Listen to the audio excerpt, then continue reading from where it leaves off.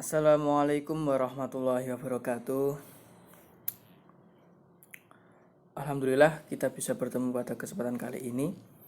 Sebelum memulai pembelajaran kembali, marilah kita membacakan doa dahulu. Semoga dalam pembelajaran siang hari ini kita bisa diberi keberkahan dan juga memperoleh ilmu yang bermanfaat. Berdoa dalam hati mulai.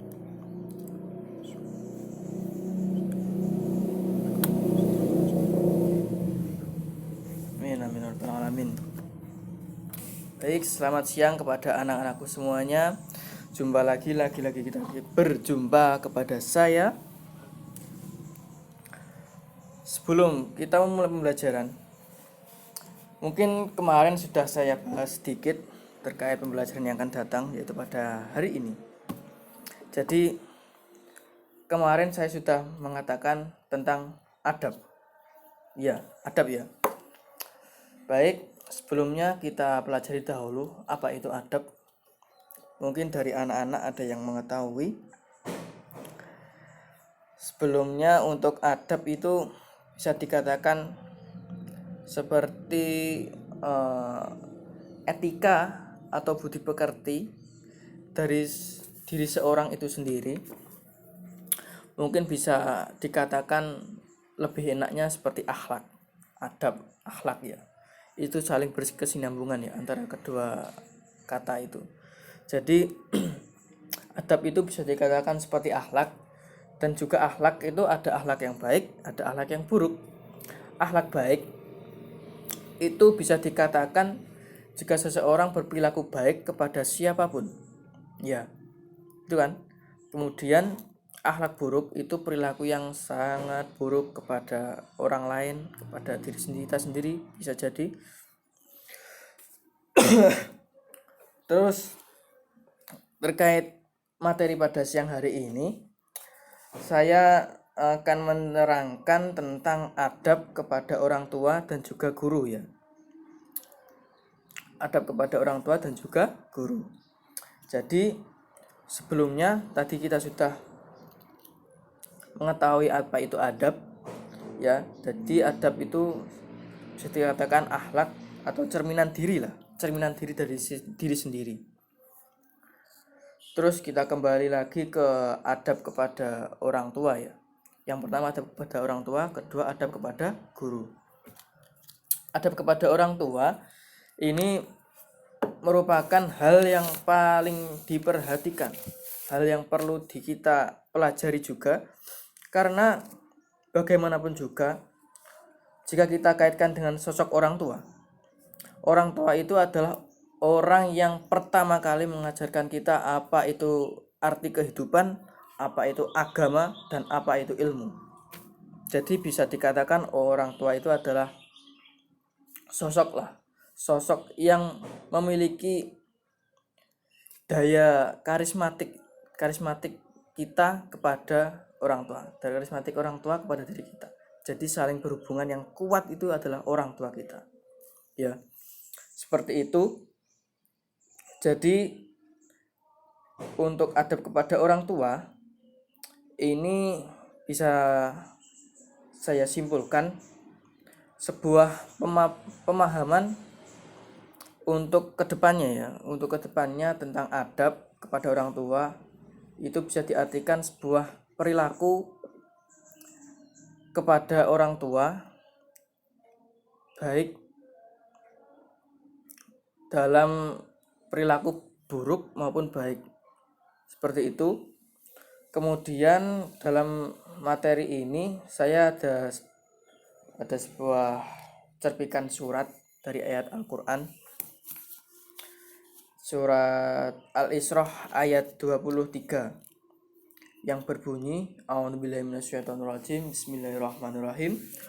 Wa qadha rabbuka alla ta'budu illa iyyahu wa bil walidaini ihsana imma yablughanna 'indakal kibara ahaduhuma aw kilahuma fala taqul lahumā afin wa la tanharhuma wa qul lahumā qawlan karīmā. Yang artinya, dan Tuhanmu telah memerintahkan supaya kamu jangan menyembah selain Dia, dan hendaklah kamu berbuat baik pada ibu bapakmu dan dengan sebaik-baiknya. Jika salah seseorang di antara keduanya atau kedua-duanya sampai berumur lanjut dalam pemeliharaanmu, maka sekali-kali janganlah kamu mengatakan kepada keduanya perkataan "ah", dan janganlah kamu membentak mereka dan ucapkanlah kepada mereka perkataan yang mulia. Nah, ini bisa dipahami ya, anak-anak. Dalam surat Al-Isra ayat 23 ini diterangkan tentang berbakti kepada orang tua itu sangatlah baik, dan hendaklah kamu berbuat baik kepada ibu bapakmu dengan sebaik-baiknya. Nah, ini hendaklah kamu berbuat baik kepada ibu dan bapakmu dengan sebaik-baiknya. Nah, kemudian jika kita amati lagi, dan janganlah kamu membentak mereka dengan ucapan perkataan "ah". Ini maksudnya seperti penolakan ya. Bisa dikatakan penolakan. Contoh kecil saja, jika kita disuruh dalam hal apapun, mungkin disuruh membeli barang seperti itu, atau disuruh menjemput adikmu, saudaramu, seperti itulah. Jadi dan saat itu kamu sedang ada kesibukan pribadi ya, dan orang tuamu belum tahu. Nah, terus kamu gimana ya? Seperti menolak tapi dengan cara yang kasar. Nah, ini tidak baik. Seperti, "Nah, tolonglah ambilkan saya barang itu." Ya, hanya tolong ambilkan itu. Padahal hanya ambilkan. Nah, itu, "Ah, jangan Bu, jangan saya. Itu ada kan." Nah, itu perkataan yang tidak baik. Jadi, itu bisa dikatakan penolakan dalam diperintah ya. Kemudian, dan janganlah kamu membentak mereka dan ucapkanlah mereka perkataan yang mulia. Jangan membentak, itu sudah pasti tidak boleh dan dilarang. Lanjut, yaitu cara hormat dan patuh terhadap orang tua. Oke ya, saya buka slide dulu, tadi lupa. Nah, ini adab kepada orang tua tadi, definisinya sudah saya katakan. Mohon maaf, jadi tadi ada kekeliruan dalam slide. Al-Isra ayat 23 ya, tadi bisa saya lanjut, yaitu cara hormat dan patuh terhadap orang tua, yaitu mematuhi nasihat dan perintah orang tua dalam hal kebaikan. Nah, ini mematuhi nasihat dan perintah orang tua dalam hal kebaikan. Nah, kita bisa flashback kembali ya tadi tentang materi yang pertama untuk surat Al-Isra ini. Kan tadi ada mungkin bisa dikatakan penolakan dengan kebaikan. Lah, itu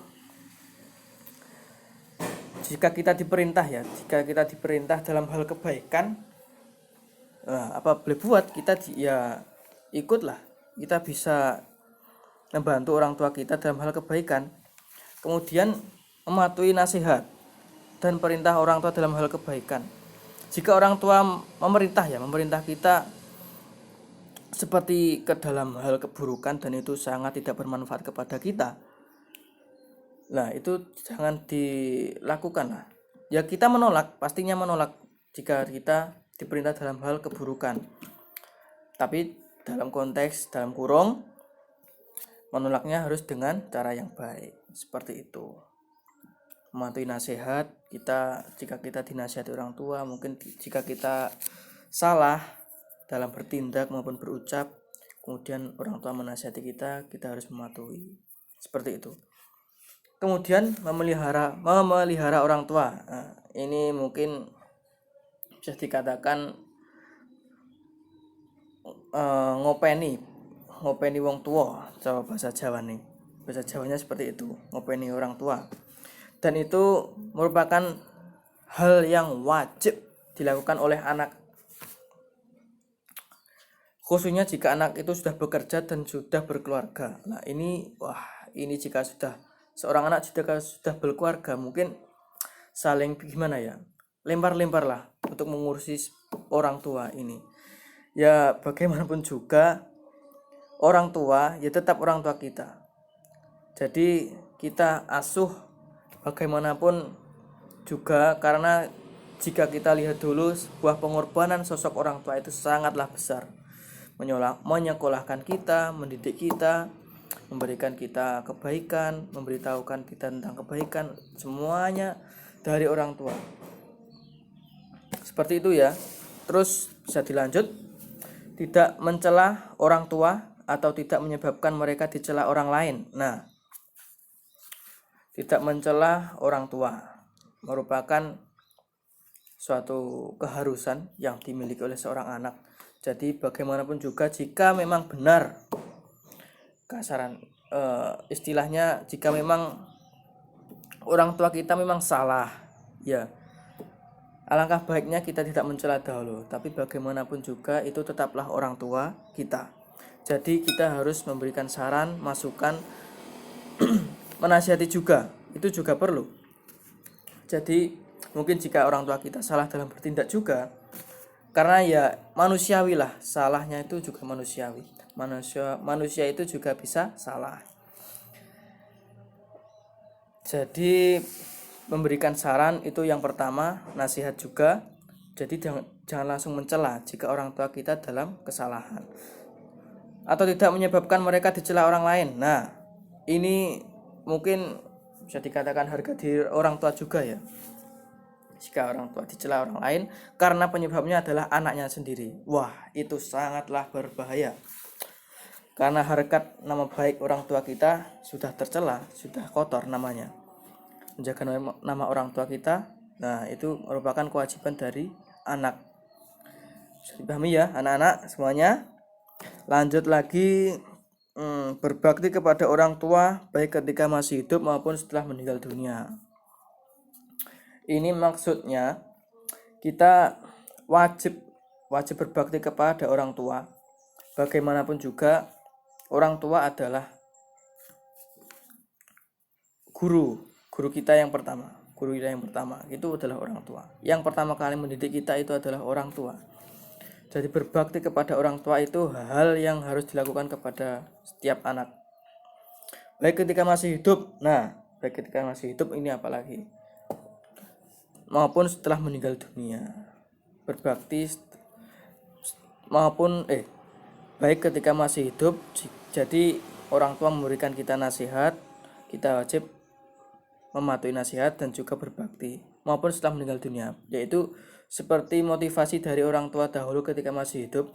Nak, jadi gini ya, untuk hidup itu perlu dipahami dan juga dimengerti. Hidup itu jika kamu tidak bekerja, kamu akan kesulitan. Jika kamu tidak belajar, kamu akan kesulitan. Seperti itulah motivasi orang tua. Jadi apapun, mungkin pesan moral dari orang tua kita lah istilahnya. Pesan moral dari orang tua kita ketika masih hidup. Nah, itu wajib kita berbakti, wajib kita patuhi. Kemudian mendoakan kedua orang tua. Nah, ini juga unsur cara hormat dan patuh terhadap orang tua ya. Mendoakan kedua orang tua baik masih hidup maupun sudah meninggal juga. Doanya bagaimana? Mungkin anak-anak sudah ada yang tahu, yaitu Allahumma firli dunubi wali walidayya warhamhuma kama rabbayana shighara. Amin. Doa yang simpel dan mudah dihafalkan. Seperti itu ya doanya anak-anak. Mungkin bisa saya geser kembali. Nah, hikmah menghormati kedua orang tua. Hikmah menghormati orang tua. Baik, hikmahnya yang pertama yaitu berbakti kepada orang tua, termasuk amalan paling dicintai Allah Subhanahu wa taala. Sudah pasti itu. Jika kita tidak berbakti yaitu durhaka, sudah pasti tidak cintai Allah Subhanahu wa taala. Nah, itu. Berbakti kedua orang tua itu sangatlah harus dilakukan oleh setiap anak. kemudian akan dihormati oleh anak-anaknya. Yang kedua, akan dihormati oleh anak-anaknya. Mungkin gini ya, ini maksudnya seperti dihormati oleh saudara kita. Jadi jika kita berbuat baik ataupun berbakti kepada orang tua kita, pandangan saudara kita itu juga berbeda. Jadi wah, ini adik saya ini memang sangat-sangat keterlaluan, dia tidak berbakti kepada orang tua ya, itu contoh buruknya. Jika contoh baik, alhamdulillah adik saya bisa berbakti kepada orang tua, bisa ikut membantu dalam perekonomian orang tua. Nah, itu contoh yang baik. Jadi akan dihormati oleh anak-anaknya, jadi saudaranya, maksudnya seperti itu ya anak-anak. Kemudian mendapat ridho dari Allah Subhanahu wa taala karena diridhoi oleh orang tua. Apapun pekerjaan kita, apapun apa yang kita tindakan atau apapun yang akan kita lakukan, jika itu mendapat ridho dari Allah jika itu mendapat ridho dari orang tua kita, itu otomatis mendapat ridho dari Allah Subhanahu wa taala. Ada sebuah hadis, ridallahu wa ridal walidain. Itu cerpikan hadisnya ya. Seperti itu. Ridho orang tua, ridho Allah tergantung ridho dari kedua orang tua kita. Oke, kita geser adab kepada guru ya. Adab kepada guru, alasan wajibnya menghormati kepada guru. Nah, ini dalam Islam, ilmu adalah sesuatu yang sungguh mulia, termasuk orang yang mencari dan orang yang mengajarkannya. Imam Ibnu Hazm di dalam kitabnya Al-Adab Asy-Syariyah mengatakan, para ulama bersepakat wajibnya memuliakan ahli Al-Quran, ahli Islam dan Nabi. Demikian pula wajib memuliakan khalifah, orang yang punya keutamaan, dan orang yang berilmu. Nah, ini maksudnya orang yang berilmu. Jadi wajib kita memuliakan, wajib kita beradab kepada guru kita, sosok yang, jadi gini ya, untuk guru itu adalah bisa dikatakan orang tua kita yang kedua ya, bisa dipahami. Guru itu merupakan tempat kita sosok yang memberi kita pembelajaran tentang kehidupan juga selain orang tua, itu sudah pasti. Jadi mungkin ada anak-anak yang sudah mengetahui sedikit motivasi, kata-kata motivasi ya. Yang saya ketahui itu setiap orang adalah guru dan setiap tempat adalah sekolah. Jadi konteks pemahamannya tentang itu yaitu seperti setiap orang yang memberikan kita pelajaran, pemahaman yang berkebaikan bagi diri kita dan itu bermanfaat pada diri kita, bisa dikatakan guru. Jadi seperti itu ya, guru. Dan adab kepada guru itu seperti tawadhu, takdim kepada guru. Nah, itu contohnya adab. Baik, kita geser lagi, yaitu adab-adab terhadap guru. Nah, ini yang pertama, mengucapkan salam dan tersenyum ketika bertemu dengannya. Nah, ini jika kita masih di sekolah ya. Jika kita masih ada di sekolahnya, itu otomatis kita saling menyapa dan bersenyum, mengucapkan salam sudah pasti. Itu. Tapi jika kita sudah lulus menjadi alumni dari sekolah tersebut, dengan kata lain sudah lama tidak bersilaturahmi, sudah lama tidak bertemu, sudah lama tidak berjumpa kepada guru kita, bagaimanapun juga guru adalah guru kita. Meskipun dulu pernah memiliki dendam, wah, itu tidak boleh ya. Memiliki dendam kepada guru itu sangat dilarang.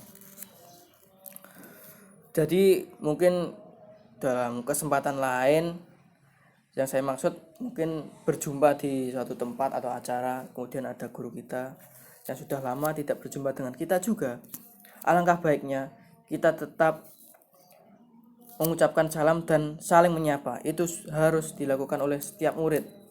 Karena tidak ada alumni murid, yang ada alumni sekolah. Murid adalah murid dan guru tetaplah guru.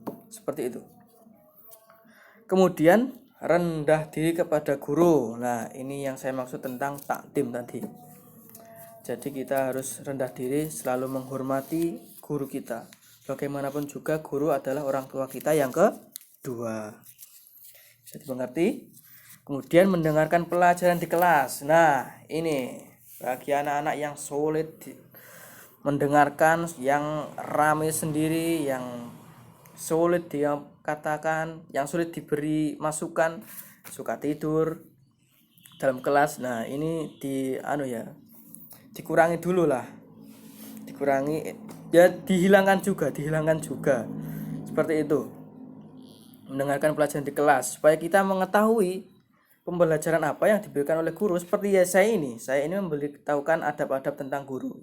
Jadi anak-anak harus tetap mendengarkan apa yang saya bicarakan, apa yang saya lontarkan kepada anak-anak semuanya ya. Kemudian bertanya kepada guru dengan sopan. Nah, ini contohnya yang sopan ya, yang sopan. Angkat tangan. Pak, saya izin bertanya, saya ingin bertanya. Bla bla bla bla. Itu. Dengan perkataan yang lembut, dengan bahasa yang sopan. Seperti itu. Jika buruk, wah, cucu, Pak, gimana tuh? Gimana sih ini? Itu sangat tidak boleh ya. Tidak boleh. Tidak pantas jadikan murid seperti itu. Wah, itu sangat sulit. Bertanya kepada guru dengan sopan. Nah, itu ya tadi ya. Kemudian mendengarkan nasihat-nasihatnya. Jadi ini seperti orang tua kita ya. Guru itu juga memotivasi anak didiknya untuk menjadi yang lebih baik. Jadi guru itu selain memberikan pesan, tapi juga memberikan kenangan yang indah pada murid-murid. Nah, kenangannya itu seperti apa? Ya dengan ilmu tadi, dengan memberikan motivasi kehidupan yang baik supaya kehidupan selanjutnya menjadi yang lebih baik. Seperti mungkin ada anak nakal ya, anak nakal di saat SD. Nah, itu ada pada saat kelas 6 mungkin ketika akan ujian, ada guru yang menasihatinya, memberikan motivasi, nak janganlah nakal, saat ini kamu sudah kelas 6 akan ujian dan selanjutnya kamu akan melanjutkan jenjang yang lebih tinggi yaitu di SMP atau sanawiyah, seperti itu. Jadi dirubahlah sikapnya sedikit demi sedikit. Saya menghargai proses yang Anda perbuat. Wah, itu guru yang sangat memotivasi dan sudah pasti menjadi guru terfavorit. Seperti itu ya. Mendengarkan nasihat-nasihatnya. Kemudian meninggalkan canda. Nah, ini meninggalkan canda. Canda ini gimana ya? Jadi guru itu harus dihormati dan juga dipatuhi. Jika Anda ingin bercanda kepada guru, ya perlunya lah, sepatutnya, jangan berlebihan. Kalau bisa ditinggalkan, karena guru itu adalah sosok orang tua kita yang kedua. Seperti itu. Jadi jangan sampai Anda bercanda dengan guru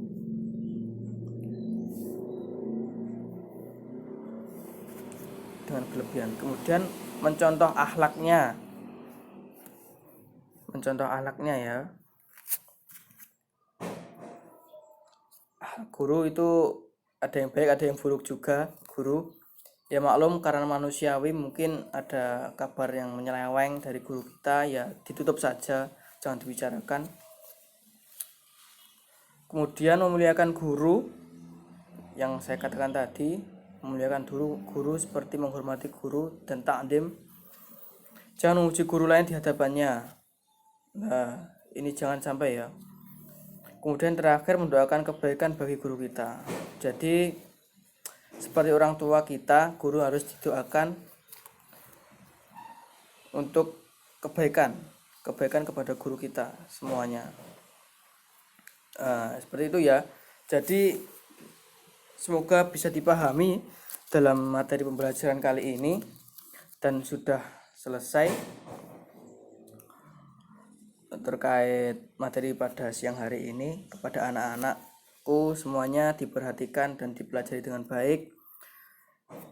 Sekian dari saya, ada kurang lebihnya dalam memberikan materi pembelajaran ini. Saya mohon maaf sebesar-besarnya. Wa khairan wal muwaffiq ila aqwamit thoriq. Wassalamualaikum warahmatullahi wabarakatuh.